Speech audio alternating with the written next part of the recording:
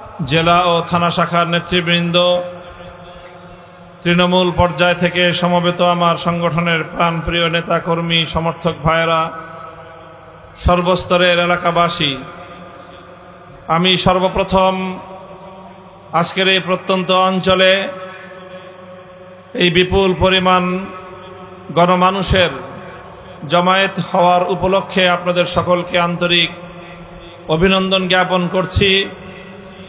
আপনাদের আজকের এই আবেগ এবং উচ্ছ্বাস, ইসলামের প্রতি আপনাদের এই বিপুল ভালোবাসা প্রমাণ করে আগামীর বাংলাদেশ হবে ইসলামের বাংলাদেশ।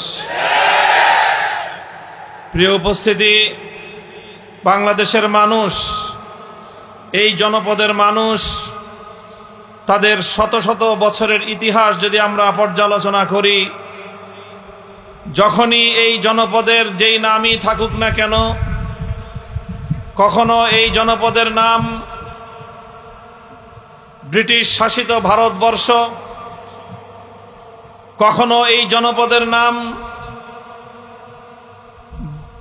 বাংলা, বঙ্গ এলাকা, বঙ্গপ্রদেশ, কখনো এই এলাকার নাম পূর্ব পাকিস্তান, আর কখনো এই এলাকার নাম বাংলাদেশ। কিন্তু এই জনপদের মানুষ ঐতিহাসিকভাবে তারা প্রমাণ করেছে যে এদেশের মানুষের ইচ্ছা এবং অভিপ্রায় হলো তারা ইসলামী জীবন ব্যবস্থাকে ভালোবাসে, তারা মুসলিম জাতিসত্তার পরিচয়কে আঁকড়ে ধরে মাথা উঁচু করে দাঁড়াতে চায়, তারা ইসলামী পরিচয় নিয়ে বিশ্ব দরবারে পরিচিত হতে চায়। যদি আমরা অতীতের ইতিহাসের দিকে ফিরে তাকাই, আমরা দেখব বিংশ শতাব্দীর গোড়ার দিকে 1905 সালে এদেশের মানুষ চেয়েছিল কলকাতার দাদাবাবুদের আধিপত্যবাদ থেকে মুক্ত হয়ে পূর্ববঙ্গের মুসলিম জাতিসত্তার উন্মেষ ঘটুক, আর এজন্যই তারা এদেশের মুসলিম নেতৃবর্গের নেতৃত্বে কলকাতা এবং পশ্চিমবঙ্গ থেকে নিজেদেরকে আলাদা করে পূর্ববঙ্গ নামে ব্রিটিশ শাসিত ভারতবর্ষে একটি আলাদা প্রদেশ হিসেবে নিজেদের পরিচয় তুলে ধরতে, যেখানে মুসলমানরাই হবে, মুসলিম জাতিসত্তাই হবে তাদের প্রধান পরিচয়। ঠিক তদ্রূপ যখন 1947 সালে ভারতবর্ষের স্বাধীনতার প্রশ্ন এসেছিল, 1947 সালে যখন দেশ বিভক্ত হয়েছিল, তখন সেই দেশ বিভক্তির সময় এই অঞ্চলের মুসলমানেরা, এই অঞ্চলের মানুষেরা, তারা এই পাশের নিজেদের এলাকার পার্শ্ববর্তী কলকাতা এবং পশ্চিমবঙ্গের কাছ থেকে নিজেদেরকে বিচ্ছিন্ন রেখেছে। দিল্লির আধিপত্যবাদকে তারা লাল কার্ড দেখিয়ে সেই সুদূর পিন্ডির মুসলমানদের সঙ্গে আলাদা স্বাধীন মুসলিম ভূখণ্ড গড়ে তুলেছে। তারা অনেক দূরবর্তী মুসলমানদের সঙ্গে নিজেরা ঐক্যবদ্ধ হয়েছে, কিন্তু ভারতীয় আধিপত্যবাদকে তারা মেনে নেয় নাই। তার মানে হলো এই জনপদের মানুষ ইসলামকে ভালোবাসে, এই জনপদের মানুষ ঐতিহাসিকভাবে মুসলিম জাতিসত্তায় নিজেদের পরিচয় প্রকাশ করতে ভালোবাসে। এই জনপদের মানুষ যেমনি ভাবে 7 সমুদ্র 13 নদী পাড়ি দিয়ে আসা ব্রিটিশ বেনিয়াদের আধিপত্য মানে নাই, ঠিক তদ্রূপ এই জনপদের মানুষ নিজের বাড়ির কাছে হিন্দুত্ববাদের আধিপত্যবাদকেও তারা গ্রহণ করে নাই। এদেশের মানুষের হাজার বছরের ইচ্ছা এবং অভিপ্রায় হলো একটি মানচিত্র হবে, একটি দেশ হবে, যে মানচিত্রে আইন চলবে আল্লাহর, যে মানচিত্রে যেই ভূখণ্ডে শাসন চলবে আল কোরআনের, সেই ভূখণ্ডে ইসলাম হবে তার চূড়ান্ত গন্তব্য। সংগ্রামী সাথী ও বন্ধুগণ, 1947 সালে পশ্চিম পাকিস্তানিদের সাথে এদেশের মুসলমানেরা অনেক স্বপ্ন নিয়ে, অনেক আশা নিয়ে গাঁটছড়া বেঁধেছিল, কিন্তু ভাগ্যের নির্মম পরিহাস, এদেশের মুসলমানদের সঙ্গে পশ্চিম পাকিস্তানি খান পাঠানরা বিশ্বাসঘাতকতা করেছে, গাদ্দারি করেছে, দেশের সঙ্গে গাদ্দারি করেছে, জাতির সঙ্গে গাদ্দারি করেছে, সর্বোপরি মহান আল্লাহ পাক রব্বুল আলামিনের সঙ্গে তারা গাদ্দারি করেছিল। 47 থেকে 71 পর্যন্ত 24 বছর তাই আন্দোলন হয়েছে, সংগ্রাম হয়েছে, জুলুমের বিরুদ্ধে সংগ্রাম, বৈষম্যের বিরুদ্ধে সংগ্রাম, শ্রেণী বৈষম্যের বিরুদ্ধে সংগ্রাম। অনেক সংগ্রামের পর 1970 সালে এদেশের মানুষ জাতীয় নির্বাচনে এই পূর্ব পাকিস্তানের মানুষকে ক্ষমতার মসনদে বসাবার জন্য নিরঙ্কুশ ম্যান্ডেট প্রদান করেছিল।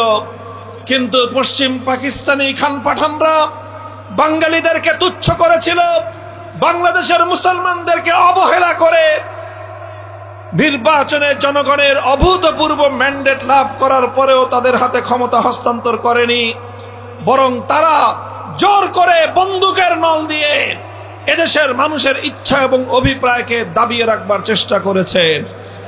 ফলশ্রুতিতে এদেশের মানুষ মুক্তিযুদ্ধে ঝাঁপিয়ে পড়েছিল। 9 মাসের মহান মুক্তিযুদ্ধের মধ্য দিয়ে 1971 সালের 16 ডিসেম্বর স্বাধীন বাংলাদেশের অভ্যুদয় ঘটে। স্বাধীন বাংলাদেশ অস্তিত্ব লাভ করে, পৃথিবীর আকাশে লাল সবুজের পতাকা উত্তোলিত হয়। এদেশের মানুষ স্বপ্ন দেখেছিল 1970-এর জন আকাঙ্ক্ষার বিরুদ্ধে যারা অবস্থান নিয়েছে তাদেরকে ছুঁড়ে ফেলে দিয়ে এদেশের মানুষ নিজেরাই নিজেদের ক্ষমতা হাতে তুলে নেওয়ার জন্য মুক্তিযুদ্ধ করেছিল। এদেশের মানুষ তারা তাদের ভাইদেরকে নেতৃত্বের জন্য সামনে এগিয়ে দিয়েছিল। আর 71-এর মুক্তিযুদ্ধে এদেশের মানুষ শেখ মুজিবুর রহমান সাহেবকে অভূতপূর্ব ভালোবাসা দিয়েছিল, নিজেদের নেতৃত্বের দায়িত্বভার তার কাঁধে অর্পণ করেছিল। কিন্তু দুর্ভাগ্য এদেশের মানুষের তখনও পিছু ছাড়া করেনি। 1971-এর 16 ডিসেম্বর বাংলাদেশ যখন মুক্ত হলো, বাংলাদেশ যখন স্বাধীনতা লাভ করলো, স্বাধীনতা আন্দোলন এবং সংগ্রামে নেতৃত্ব দানকারী শেখ মুজিবুর রহমান সাহেব এবং তার আওয়ামী লীগ এদেশের মানুষকে হতাশ করলো। এদেশের মানুষের ইচ্ছা এবং অভিপ্রায়ের সঙ্গে তারাও গাদ্দারি করলো। আমরা দেখলাম 71-এর মুক্তিযুদ্ধের দীর্ঘ 9 মাস পর্যন্ত শেখ মুজিবুর রহমান সাহেব বন্দী ছিলেন পশ্চিম পাকিস্তানে। এরপরে তিনি স্বাধীনতার পরে মুক্তি লাভ করলেন। মুক্তি পেয়ে তিনি গেলেন লন্ডনে। লন্ডন থেকে দেশের মানুষ আশা করেছিল তাদের নেতা সরাসরি লন্ডন থেকে তাদের মাঝে ফিরে আসবে। লন্ডন থেকে তার বিমান ঢাকা বিমানবন্দরে ল্যান্ড করবে। কিন্তু এদেশের মানুষকে, এদেশের মানুষের স্বপ্নকে দুপায়ে ধরে এদেশের মানুষের ইচ্ছা এবং অভিপ্রায়ের সঙ্গে বিশ্বাসঘাতকতা করে শেখ মুজিবুর রহমান সাহেবের প্লেন ঢাকায় নয় ল্যান্ড করেছিল নয়াদিল্লিতে। তিনি বিজয়ীর বেশে প্রথমে বাংলাদেশের মানুষের কাছে আসেন নাই, তিনি সর্বপ্রথম গিয়েছিলেন ভারতের তৎকালীন প্রধানমন্ত্রী শ্রীমতী ইন্দিরা গান্ধীকে কুর্নিশ করার জন্য। আর তিনি সেখান থেকে নিয়ে আসলেন কি, শ্রীমতী ইন্দিরা গান্ধী ভারতের প্রধানমন্ত্রী শেখ মুজিবুর রহমান সাহেবকে একটা প্রেসক্রিপশন ধরিয়ে দিলেন। সেই প্রেসক্রিপশনের মাধ্যমে লেখা ছিল বাংলাদেশের আগামী দিনের সংবিধান কিভাবে রচিত হবে। বাংলাদেশের সংবিধানের মূল নীতিগুলো ভারতীয় প্রধানমন্ত্রী নির্ধারণ করে দিলেন। আর ভারতীয় সংবিধানের মূল নীতিগুলোকে বাংলাদেশের সংবিধানের মূল নীতিতে পরিণত করার মধ্য দিয়ে শেখ মুজিবুর রহমান সাহেব বাংলাদেশের স্বাধীনতাকে ভারত মাতার চরণ তলে তিনি বলি দিলেন। সংগ্রামী সাথী ও বন্ধুগণ, 72 সালে এক নতুন সংবিধান তৈরি হলো, যেই সংবিধানে ধর্মনিরপেক্ষতা নামক এক ভারতীয় মতবাদ বাংলাদেশের মানুষের উপর চাপিয়ে দেয়া হলো। 47 থেকে 71, 24 বছরের 52-র ভাষা আন্দোলন, 64-র যুক্ত ফ্রন্টের আন্দোলন, 69-এর গণ অভ্যুত্থান, 70-এর নির্বাচন, 71-এর মুক্তিযুদ্ধ, কোন সময় আওয়ামী লীগ অথবা অন্য কোন রাজনৈতিক নেতা কর্মী দল কেউ কোনদিন বাংলাদেশের মানুষকে ধর্মনিরপেক্ষতার গল্প শোনায়নি। অথচ হঠাৎ করে 72 সালে বাংলাদেশের সংবিধানের মূল নীতি হয়ে দাঁড়ালো এই ধর্মনিরপেক্ষ মতবাদ। সংগ্রামী সাথী ও বন্ধুগণ, বলছি আমাদের অতীতের বঞ্চনার ইতিহাস, বলছি অতীতের আমাদের দুঃখের ইতিহাস, বলছি আমাদেরকে বারবার প্রতারিত করবার ইতিহাস, বলছি আমাদের জাতির ইচ্ছা এবং অভিপ্রায়কে ক্ষমতাসীনদের দ্বারা প্রতিবার বুটের তলায় পিষ্ট হওয়ার নির্মম ইতিহাস। সংগ্রামী সাথী ও বন্ধুগণ, এরপর ৭২ থেকে ২০২৪ ৫৩ বছরের ইতিহাস, বাংলাদেশের মানুষের সঙ্গে গাদ্দারি করবার ইতিহাস, ৫৩ বছরের ইতিহাস, ৭১-এর মুক্তিযুদ্ধের চেতনাকে ৭২-এর চেতনার নামে এদেশের মানুষের সামনে বিকৃত করবার ইতিহাস। আওয়ামী বাকশালীরা ৭২ সালে নতুন এক ইতিহাস, নতুন এক চেতনা দাঁড় করায়। ৭২-এর সংবিধানের মধ্য দিয়ে বাংলাদেশের মানুষের হাজার বছরের ইচ্ছা এবং অভিপ্রায়কে ভারতীয় আধিপত্যবাদের সামনে তারা জলাঞ্জলি দেয়।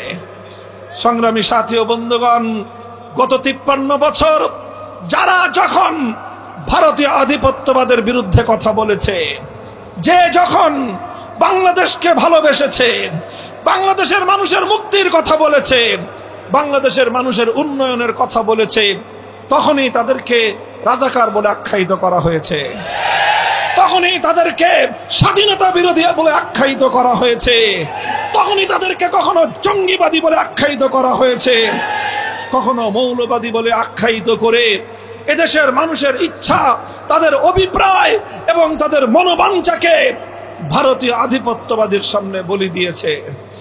এটা করতে করতেই ২০২৪ সালে যখন আমার দেশের ছাত্র জনতা এই সকল ভাওতাবাজির বিরুদ্ধে রুখে দাঁড়ালো, তারা বলল, আমরা একটি সুন্দর বাংলাদেশ দেখতে চাই, একটি আত্মনির্ভরশীল বাংলাদেশ দেখতে চাই, আমরা আমাদের স্বকীয় আদর্শে বিশ্বাসী মেধা নির্ভর একটা বাংলাদেশ দেখতে চাই। যখন তারা বলল, মেধাবীদের মাধ্যমে এই দেশ যদি শাসিত হয়, এদেশে যদি মেধার বিকাশ ঘটে, ভারতের দিল্লির আধিপত্যবাদী শক্তি বাংলাদেশে খবরদারি করতে পারবে না। আমার ছাত্র জনতা যখন বৈষম্যের বিরুদ্ধে স্লোগান তুলে তারা রাজপথে নামলো, তখন ভারতের সেবাদাসী বাংলাদেশের ক্ষমতার মসনদে দীর্ঘ ১৫ বছর পর্যন্ত অবৈধভাবে দিল্লির গোলামীর দাসখত নিয়ে ক্ষমতা পরিচালনাকারী স্বৈরাচারী ফ্যাসিবাদী শেখ হাসিনা আমার দেশের ৪ কোটি ছাত্র জনতাকে রাজাকারের বাচ্চা বলে গালি দিয়েছিল। আমাদের ছেলেরা তখন বলেছিল, স্কুল থেকে, কলেজ থেকে, কওমি মাদ্রাসা, আলিয়া মাদ্রাসা, প্রাইভেট ইউনিভার্সিটি, পাবলিক বিশ্ববিদ্যালয়, সব ছাত্ররা সকল বিভেদের দেয়ালগুলো ভেঙ্গে গুড়িয়ে দিয়ে হাতে হাত রেখে রাজপথে নেমে এসে তারা বলেছিল, এ কথাই, অধিকার চাইলে যদি রাজাকার হতে হয়, বৈষম্যের বিরুদ্ধে কথা বললে যদি রাজাকার হতে হয়, দিল্লির আধিপত্যবাদের বিরুদ্ধে কথা বললে যদি রাজাকার হতে হয়, গোটা বাংলাদেশের প্রতিটি শিক্ষাঙ্গন থেকে আওয়াজ উঠল, আমি কে, তুমি কে। সেদিনই শেখ হাসিনার ক্ষমতার কফিনে সর্বশেষ ব্রেক ঠুকে গিয়েছিল। সেদিনই বাংলাদেশ থেকে ভারতীয় আধিপত্যবাদের কবর রচিত হয়েছিল। সংগ্রামী সাথী ও বন্ধুগণ, ৫ই আগস্টের পর এখন আমরা বসবাস করছি এক নতুন বাংলাদেশে। এই বাংলাদেশ ভারতীয় আধিপত্যবাদ বিরোধী বাংলাদেশ। এই বাংলাদেশ নিজেদের স্বকীয় আদর্শে উজ্জীবিত হওয়ার বাংলাদেশ। এই বাংলাদেশ আগামীর ইসলামী বাংলাদেশ গড়ে উঠবার পূর্বাভাসের বাংলাদেশ।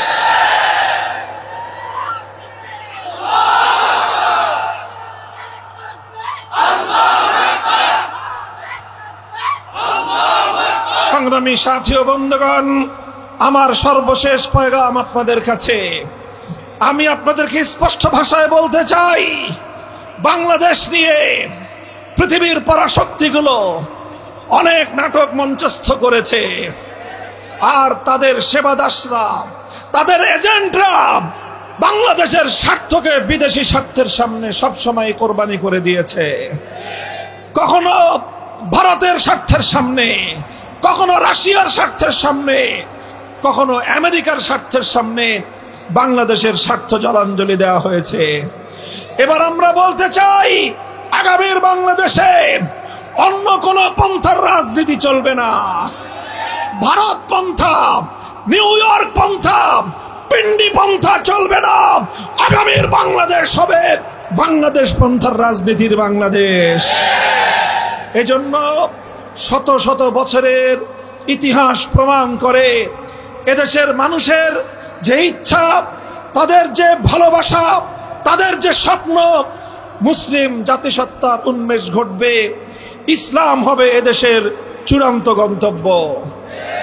জাতি, ধর্ম, বর্ণ নির্বিশেষে সকলের জন্য নিরাপদ ব্যবস্থা, সকলের জন্য উন্নত ব্যবস্থা, সকলের জন্য সমান অধিকারের রাজনৈতিক বন্দোবস্ত একমাত্র ইসলাম প্রদান করেছে।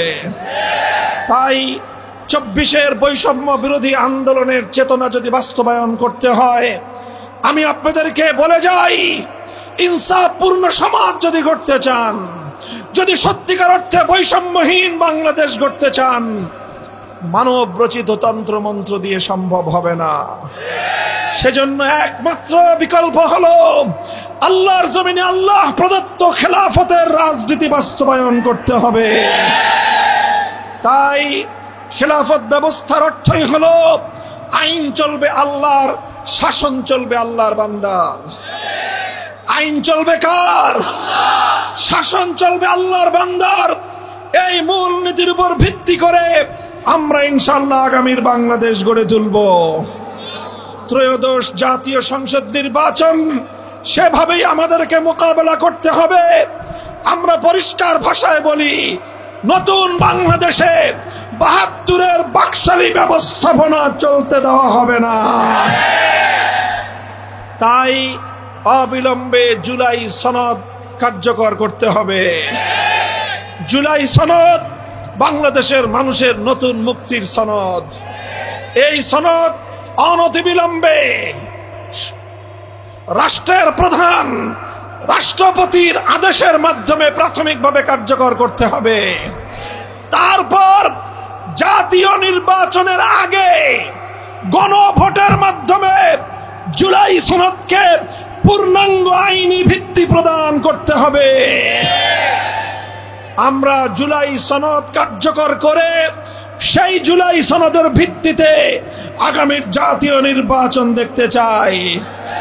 বাংলাদেশ খেলাফত মজলিস জুলাই সনদের আইনি ভিত্তি সহ 5 দফা দাবিতে বর্তমানে রাজপথে আন্দোলনে রয়েছে। আগামীকাল 12ই অক্টোবর বাংলাদেশের প্রতিটি জেলায় জেলায় ডিসি সাহেবের মাধ্যমে প্রধান উপদেষ্টা বরাবর জুলাই সনদের আইনি ভিত্তি সহ 5 দফা দাবিতে স্মারকলিপি প্রদানের কর্মসূচি রয়েছে। আপনারা সেই কর্মসূচি বাস্তবায়ন করবেন।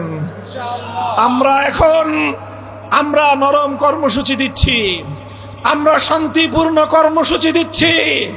পরিষ্কার বলে দিতে চাই, জুলাই সনদ কার্যকর করা ছাড়া যদি আগামীর বাংলাদেশে আবার ৭২-এর বাকশালী ব্যবস্থার দিকে ফিরে যাওয়ার জন্য ৭২-এর ব্যবস্থাপনায় নির্বাচন করবার নীল নকশা করা হয়, রাজপথে রুখে দেওয়া হবে ইনশাআল্লাহ। সেই সাথে ইনশাআল্লাহ জুলাই সনদের ভিত্তিতেই আগামী ফেব্রুয়ারিতে ত্রয়োদশ জাতীয় সংসদ নির্বাচন হবে। এই নির্বাচনে এদেশের মানুষ ইসলামকে রাষ্ট্র ক্ষমতায় আনার জন্য মুখিয়ে আছে। কথা বলেন ঠিক না বেঠিক? আপনাদের কাছে আমরা আমাদের মেহনতি মানুষের প্রতীক, আমরা আপনাদের সামনে মেহনতি মানুষের প্রতীক রিকশা তুলে ধরছি। রিকশা প্রতীকে আমরা আমাদের দলের বাংলাদেশ খেলাফত মজলিসের পক্ষ থেকে আমাদের প্রতিনিধিদেরকে আপনাদের সামনে পরিচয় করিয়ে দিতে চাই। ঘোড়াঘাট, নবাবগঞ্জ, বিরামপুর, হাকিমপুর 6 নং সংসদীয় আসন থেকে মুফতি নুরুল করিম সাহেব, 3 নং সংসদীয় আসন দিনাজপুর সদর থেকে মাওলানা রেজাউল করিম, 2 নম্বর সংসদীয় আসন থেকে মাওলানা জুবায়ের সাঈদ, 4 নম্বর আসন থেকে চিরির বন্দর ও খানসামা মাওলানা ফয়জুল্লাহ বুলবুল। এই সংসদীয় আসনের লেখা কাহারুল বীরগঞ্জ থেকে মাওলানা মুশাররফ সাহেব। এই 5 জনকে আমি আপনাদের সামনে তুলে দিলাম। এটা হলো ইনশাআল্লাহ মেহনতি মানুষের প্রতীক, খেটে খাওয়া শ্রমিক জনতার প্রতীক, রিকশাওয়ালা ভাইদের প্রতীক, কৃষক শ্রমিক মজদুরের প্রতীক। ইনশাআল্লাহ আগামীর বাংলাদেশে রিকশায় চড়ে আমরা জাতীয় সংসদে যাব। প্রস্তুত থাকবেন তো ইনশাআল্লাহ? আল্লাহ পাক রব্বুল আলামিন আপনাদেরকে তৌফিক দান করুন। আগামীর বাংলাদেশ ইসলামের বাংলাদেশ, আগামীর বাংলাদেশ ইনসাফের বাংলাদেশ। নাসরুম মিনাল্লাহি ওয়া ফাতহুন করিব ওয়া আখিরু দাওয়ানা আলহামদুলিল্লাহি রাব্বিল আলামিন। আসসালামু আলাইকুম ওয়া রাহমাতুল্লাহ।